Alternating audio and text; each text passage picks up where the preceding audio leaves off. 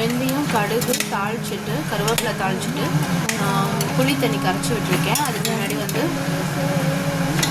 பரங்கிக்காய், சின்ன வெங்காயம், முருங்கைக்காய், கத்திரிக்காய் எல்லா வெஜிடபிள்ஸையும் ஆட் பண்ணி நல்லா சாம்பார் பொடி, உப்பு, மஞ்சள் பொடி போட்டு நல்லா வதக்கிட்டு புளி தண்ணி ஆட் பண்ணியிருக்கேன். ஒரு கொதி வரட்டும்.